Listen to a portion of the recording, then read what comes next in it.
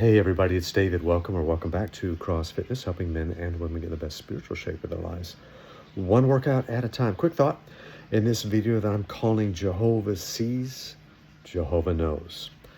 What does he see and what does he know? Well, he sees everything and he knows everything. Okay, we got that out of the way right up front, being omnipotent, omniscient, and omnipresent. He's the only entity in all the universe that is fully God and knows everything simultaneously and is everywhere, always. But I was reading in the book of Genesis. It's the story of Abraham, Isaac, and Jacob. Well, now we're into Jacob. And we've made our way through the story to where he's in Laban's household. He's worked for 7 years for Rachel.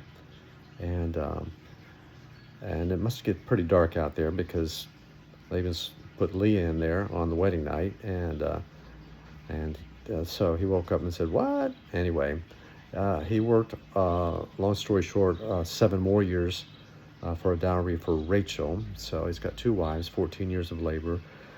He stays another 6 years to work for flocks, and Laban changed his wages 10 different times, and all kinds of injustices and twists of fate, and Laban being a con artist more so than even Jacob, who had kind of hoodwinked his brother Esau out of his birthright with a bowl of stew, and then his mother Rebecca kind of suggested and planted the seed to be deceitful to his father Isaac and receive the blessing that was intended for his firstborn Esau. And he went and masqueraded, posed as Esau, and lied through his teeth to his father Isaac, and thus received the blessing of God from Isaac, the great patriarch. And so here we see him in Laban's household. He is getting such injustice done from him. And this is what I wanted to point out to you. The Bible says, I was just reading it the other day, and God saw all that Laban had done to Jacob. Let me say that one more time. Let it sink in for effect. And God saw all that Laban had done to Jacob. 3 thoughts on that before I turn the camera on. Number 1, God sees. He saw what Laban did to Jacob, and he sees what the enemy is doing to you. He sees what that person is at work is doing to you, or saying about you, or the nasty grams that are going behind the scenes on text strings, right? Or he sees what's going on in your family disruption and your challenging relationships, perhaps even in your own home. He sees what's happening that is wrong, that is profoundly misunderstood by others. He sees that. And secondly, Jehovah, or God, he knows how you feel. The Bible says that Jesus is he's been touched with the feeling of your infirmities, having lived life as a man in a mortal body for that period of time, fully God but fully man, to die as a substitute for us. I mean, he knows how you feel. He knows what it's like to be hungry, to be rejected, to be hurt, to be wounded, to be despised, to be lied about, and all those things. So he understands how you feel. He sees what you're going through, and he understands how you feel.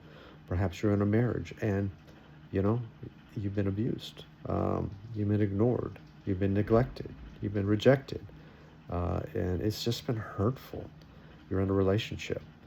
You're in a financial predicament. Your health is suffering, and you're in health challenges. You're in a crisis. One of your children is prodigal, or more than one of your children are prodigal. And you're caught up in anxiety about what's happening in our nation with the polarization from the left to the right, from the red to the blue, and all of that. And it's upsetting to you. You're just anxious and have angst. But the Lord knows how you feel. And so number 1, God sees. Number 2, God knows. And number 3, God's not going to stand for it forever. He's going to step in. He did it for Jacob. He delivered him from Laban, and then only to face forward with Esau, coming with 400 armed men to meet him. 20 years earlier, Esau had vowed, "I'm going to kill you. When Dad dies, I am going to kill you." And so Rebecca's, and Isaac sent him away to Paddan Aram to find a wife at Laban's house. And that's what happened. He married Rachel and Leah and Bilhah and Zilpah, their maidservants. Okay, we won't get into that. So he's got four wives and 12 kids. And so, but he went with his staff in his hand, slept on a rock one night at a place called Bethel, and he came back 2 companies of people. And all these flocks and sheep and herds and prosperity, okay? So I'm saying that God is not going to leave you permanently in the mess you're in. It's not always going to be as hard as it is right now. Why? Because God sees, God knows, and God's not going to stand for it. He's going to fortify you in the meantime. You're going to pass the test. You're going to be an outlaster. You're going to outlast the attack of the enemy. Okay, and just come against him with the word. It is written, it is written, it is written, like Jesus in the wilderness being tempted by the devil. Overcome, and we overcome by the blood of the Lamb and the word of our testimony. So come on, everybody. Jehovah sees, Jehovah knows. I want you to take comfort in that today as you're going through what you're going through. And let me leave you with this.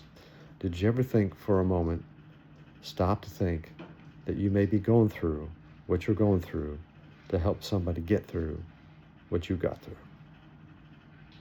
Something to think about. All right, for now, I'm David, your virtual mentor. Remind you that I'm always for you. I'm never against you. God bless you. Grace and peace.